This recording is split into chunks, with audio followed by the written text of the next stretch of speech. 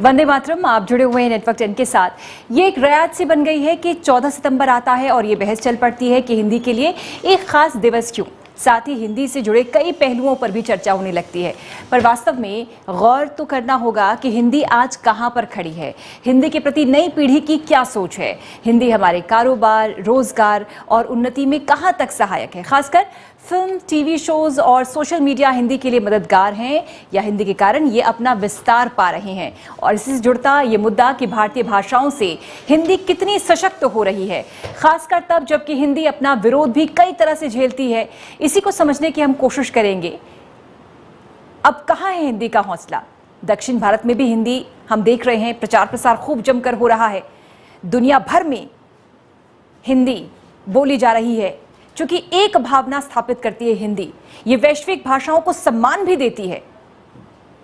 संवाद स्थापित करने में, कायम करने में हिंदी का आज भी कोई मुकाबला नहीं। भारतीय भाषाओं से सशक्त है हमारी हिंदी। दूसरी भाषाओं के शब्द ग्रहण कर रही हिंदी वैज्ञानिक, मौलिक और सरल है। और गैर हिंदी भाषी राज्यों ने भी हिंदी की सेवा की है। राष्ट्रीय एकता के लिए हमारी भाषा हिंदी लगातार खड़ी रही, चाहे वो आंदोलन के दौरान हो या इतिहास गवाह है। भारतीय फिल्मों में हिंदी का जलवा है। आज हिंदी दिवस है और सब एक दूसरे को अनंत शुभकामनाएं हिंदी दिवस के उपलक्ष्य में दे रहे हैं। आज तो विदेशी धरती से भी लोग कहते हैं नमस्ते, कैसे हो।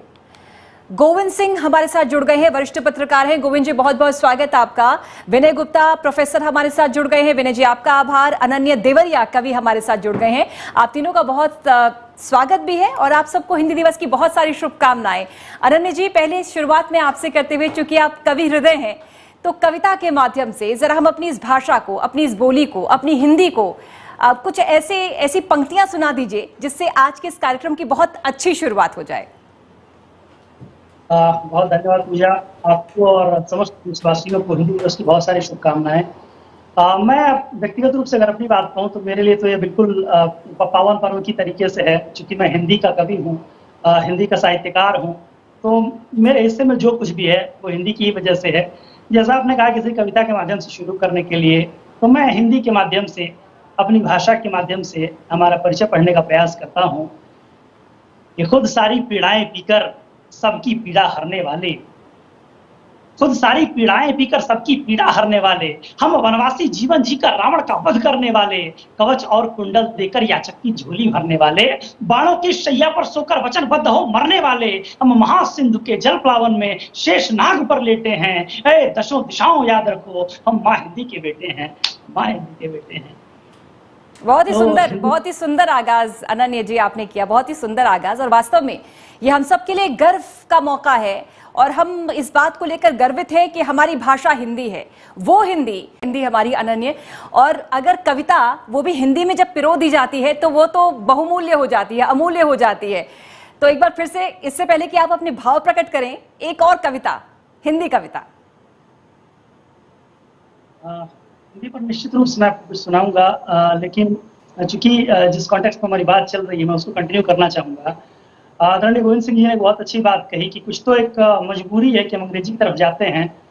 और अभी हमने बात की कि विद्यालयों में या कहीं ऐसे स्थानों पर हम चाहते हैं कि हमारा बच्चा अंग्रेजी माध्यम में ही एडमिशन ले। घर की भी हकीकत यही है अनन्य जी, घर की भी यही हकीकत है कि हम चाहते हैं घर में भी हमारा बच्चा हमसे जो संवाद कर रहा है वो इंग्लिश में करे। आप ये देखिए, फिल्मों में जो शुद्ध हिंदी बोलता है वो अमूमन विलन होता है। हमने क्या छवि बनाकर रखी हुई है।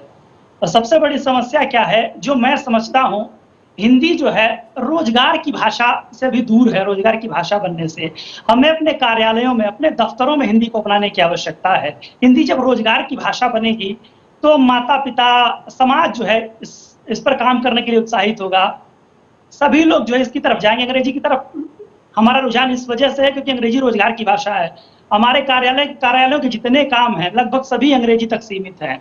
तो जब तक हम इस पक्ष पर काम नहीं करेंगे, मुझे लगता है कि हम हिंदी के विषय में कितनी बात कर लें, सत्य यही है कि हम हिंदी के लिए कुछ नहीं कर रहे हैं। आप देखिए कि मुश्किल है ऐसा कोई देश हो जिनकी कोई राष्ट्रभाषा ना हो। हिंदुस्तान इकलौता ऐसा देश है जहाँ बहुत बड़ी संख्या में हिंदी बोली जाती है, लेकिन उसके बाद भी हमारी कोई राष्ट्रभाषा नहीं है, हिंदी राजभाषा बनकर रह गई है।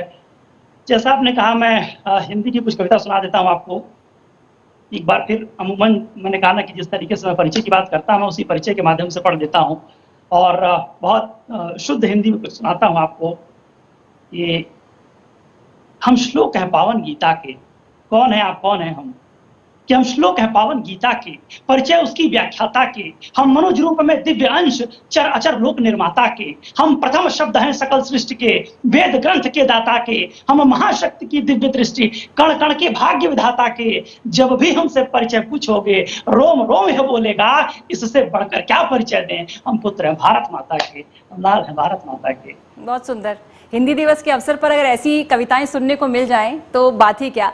गोविंद सिंह जी, एक पॉइंट उठाया अभी अनन्या जी ने, उन्होंने कहा कि हम डेली लाइफ में या फिर रोजगार के माध्यम के लिए हम हिंदी नहीं इस्तेमाल कर। अनन्या जी, आप कैसे देख रहे हैं कि मीडिया की भूमिका आप कैसे देखते हैं हिंदी के संदर्भ में, और इसमें फिल्मों को जोड़ दिया जाए, साहित्य को जोड़ दिया जाए? हिंदी साहित्य की पत्र पत्रिकाओं का बंद होना, कम होना निराश तो करता है, लेकिन अब इंटरनेट का जमाना है और भी दूसरे माध्यम हैं। क्या इन माध्यमों के माध्यम से हिंदी का प्रचार प्रसार खूब हो सकता है, लोग इसे पढ़ लिख सकते हैं? निश्चित रूप से बहुत बृहद स्तर पर, और मैं जैसा कि हमारे दोनों अन्य मेहमानों ने भी कहा कि मीडिया की भूमिका इसमें बहुत अहम है। और चाहे यूट्यूब का हो या सोशल मीडिया के जो दूसरे प्लेटफॉर्म्स हैं, उनके माध्यम से कम मैं जहाँ खड़ा हूँ, मैं वहाँ से देखता हूँ कि तमाम लोग जो हैं लिखने पढ़ने वाले इस क्षेत्र में आए हैं, जो हिंदी भाषा में बहुत अच्छा काम कर रहे हैं। लेकिन अभी जो हमारी बात हो रही है, मैं उसमें थोड़ा सा असहमति जाहिर करूंगा, और वो इसलिए क्योंकि ये मेरा व्यक्तिगत अनुभव है।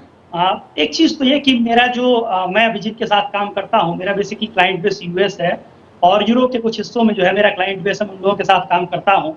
वो लोग हिंदी को लेकर बहुत इंटरेस्टेड रहते हैं, बहुत सारी चीजें जो है वो पूछते रहते हैं, इसको हिंदी में कैसे कहेंगे, इसको कहेंगे, और वो मतलब जब वो उस बात को कहते हैं, साथ में दोहराते हैं, तो बहुत खुश होते हैं। दूसरा अनुभव कि मैं अभी हैदराबाद में था कुछ दिन पहले, और एक लंबा समय मैंने वहां पर बिताया। राजनीतिक स्तर पर तो बात ठीक है, जो साउथ का एक इलाका है, वहां पर जो लोग हिंदी जानते हैं वो भी आपसे हिंदी में बात करना पसंद नहीं करते हैं। कुछ लोगों को अगर अपवाद के रूप में छोड़ दूं तो ये बड़ा विवाद है, और मैं सिर्फ साउथ की बात नहीं कर रहा हूँ, ये बहुत पास में। इसमें एक पॉइंट मैं भी ऐड करना चाहूंगी अनन्या जी, जितने रुचि के साथ हम या हमारे बच्चे फ्रेंच जर्मन सीखना चाहते हैं, क्या वो हिंदी को जानना चाहते हैं इतनी रुचि के साथ? बिल्कुल भी नहीं है।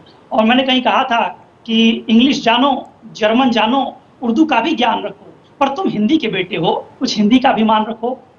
तो हमारे साथ सारी समस्या यही है। और जैसा भी आदरणीय विनय जी कह रहे थे कि रोजगार की भाषा हुई है, हम अपने मन पर हाथ रखकर कहें, हम कितने ऐसे इंटरव्यूज को जानते हैं जो हिंदी में होते हैं। यूपीएससी जो भारत की एक सर्वाधिक कठिन परीक्षा है, उसमें कितने हिंदी माध्यम के छात्र जाते हैं, हमेशा अंग्रेजी को वरीयता रहती है। निश्चित रूप से यह एक परिस्थिति है जो एक दिन में नहीं बदलेगी, लेकिन कम से कम इसके लिए हम सबको जागरूक होना पड़ेगा, अपने हिस्से का प्रयास करना पड़ेगा।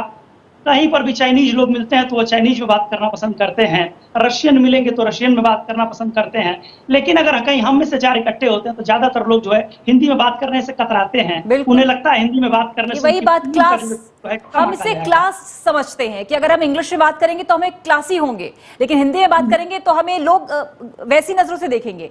ये समझकर, ये सोचकर हम हिंदी बोलने से कतराते हैं, ये बड़ा दुर्भाग्यपूर्ण है। बिल्कुल, कहीं किसी शायर ने कहा कि 100 में 70 आदमी फिलहाल जब नाशाद हैं, 100 में 70 आदमी फिलहाल जब नाशाद हैं, तो दिल पर रखकर हाथ कहिए देश के आजाद है, और इन कोठियों से मुल्क के मेयार को मत आंकिए, असली हिंदुस्तान तो फुटपाथ पर। बहुत सुंदर, बहुत ही सुंदर अभिव्यक्ति। और यही देखिए खूबसूरती हमारी हिंदी की। बहुत संक्षेप में विनोद जी, चूंकि अब समय समाप्त होने वाला है, आप कुछ कहना चाहेंगे संदेश आज के दिन के लिए?